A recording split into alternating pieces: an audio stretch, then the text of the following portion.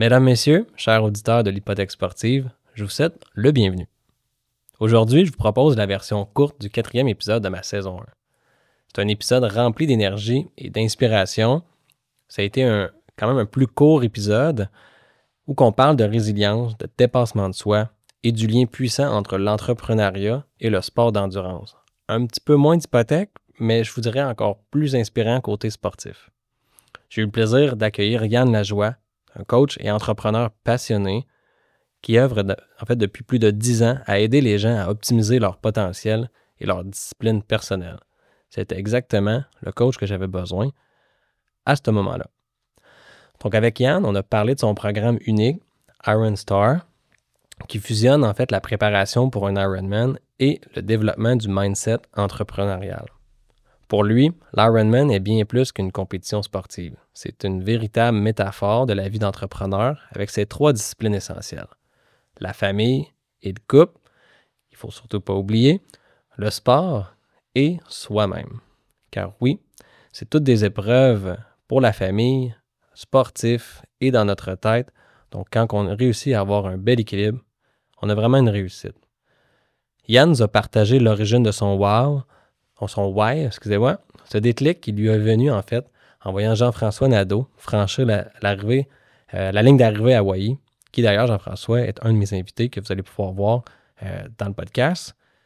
Donc, c'est ce moment-là qui a profondément marqué. Il lui a donné l'élan d'aider d'autres entrepreneurs à vivre ce sentiment d'accomplissement incroyable. Parce que Jeff, je pense que 3 mois avant, il savait plus ou moins nager et est allé faire un demi-Ironman à Hawaï, nager, vélo, courir. Et juste le sentiment, en fait, au fil d'arrivée à la victoire, ça l'a vraiment inspiré. Yann s'est dit « Hey, c'est ça que je veux faire ». Et c'est pourquoi, moi, justement, j'ai embarqué dans ce beau projet-là. On était 10 entrepreneurs. Et en fait, de décembre pour une compétition en avril au Mexique, on passait à travers tout l'entraînement à distance, beaucoup. On a fait quelques entraînements là, en personne. Et c'est là que j'ai découvert, en fait, plein d'humains inspirants qui sont, en fait, la majorité de mes invités durant le podcast parce que je pense que ça méritait vraiment que vous les connaissiez et je voulais partager tout ce beau bagage-là. Il nous a aussi offert, en fait, des analogies puissantes que j'aime beaucoup. La vie, comme l'Ironman, c'est une épreuve d'endurance avec ses hauts et ses bas. C'est jamais parfait. Il faut passer à l'action, persévérer et toujours viser à avancer. Yann a d'ailleurs vécu lui-même un moment difficile quand un problème de santé l'a forcé à mettre temporairement de côté son rêve de participer à un Ironman. Mais il nous rappelle en fait que la clé, c'est la capacité à se relever et à ne jamais abandonner.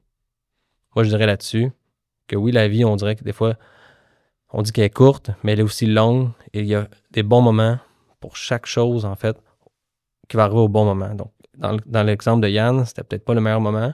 Comme moi, j'ai des beaux projets, j'ai des belles choses. J'ai 2 enfants actuellement, donc je peux pas tout faire. Donc, je dois mettre justement les priorités aux bonnes places et je sais que quand le bon moment pour ce projet-là va arriver, ça sera le bon. On a parlé en fait du potentiel presque illimité du corps humain avec des exemples inspirants comme Terry Fox et Sébastien Cesville qui a complété la Race Across America. Ça, c'est comme de courir tout le continent américain, sincèrement, tous les jours courir, c'est très, très inspirant et notre corps humain, on serait surpris en fait de où est-ce qu'il peut nous amener. Évidemment, bien sûr, avec la bonne alimentation, le bon repos, qu'il ne faut pas oublier. Yann insiste sur l'importance de ne pas se comparer aux autres, très vrai, et de se concentrer en fait sur son propre chemin. Ça, je peux vous le confirmer, ça me touche beaucoup.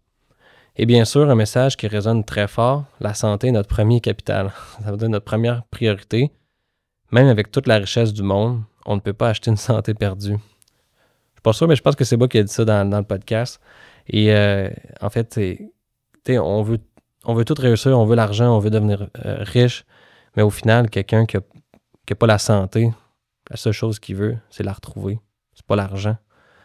Ça, c'est d'ailleurs dans le podcast avec Jérôme Gravel. Je pense que c'est lui qui l'avait dit, justement avec les défis, avec le décès de sa sœur. Donc, c'est important. Je pense que même Steve Jobs, il en a parlé, le créateur d'Apple, sur son lit de mort. Au final, toute la richesse, même la montre qui en vaut 10 000 ou 100 $, elle t'indique le temps de la même façon. Puis une Rolls-Royce à 250 000 $ va t'amener au point B, comme finalement une Hyundai Accent. J'adore les Hyundai, mais c'est juste pour vous donner une comparaison. Donc finalement, je pense que la priorité n'est pas nécessairement dans la richesse et c'est dans la santé. Mais oui, c'est le fun, l'argent, ça peut nous amener c'est un véhicule, en fait, pour nous amener des petits bonheurs, mais il ne faut pas juste focusser là-dessus. Pour conclure, Yann partage sa belle philosophie de l'amélioration continue. En fait, viser à être 1% meilleur chaque jour, des paroles qui font écho avec ce que je recherche aussi à vous transmettre dans ce podcast. Il suffit juste d'être meilleur, finalement. Un pas de plus à la fois, 1% que hier, puis vous allez atteindre vos objectifs. Si vous voulez écouter l'épisode complet, vous imprégner encore plus de ces doses d'énergie et d'inspiration avec Yann, je vous invite à nous rejoindre sur Spotify et YouTube. Le lien est dans la description. Donc voilà, je vous rappelle que ce podcast est là pour vous inspirer, vous outiller, vous aider à avancer dans vos finances comme dans votre vie personnelle. Chaque petit pas compte, chaque effort vous rapproche de vos objectifs. Prenez soin de vous, continuez à progresser et surtout, restez curieux. Je suis Dominique Gontier, courtier hypothécaire et président de Bonsaï Services Financiers, votre cabinet indépendant spécialisé en hypothèque, assurance, financement, multirésidentiel et gestion privée. Au plaisir de vous retrouver très bientôt pour une nouvelle capsule inspirante. Merci beaucoup de votre écoute. Ciao.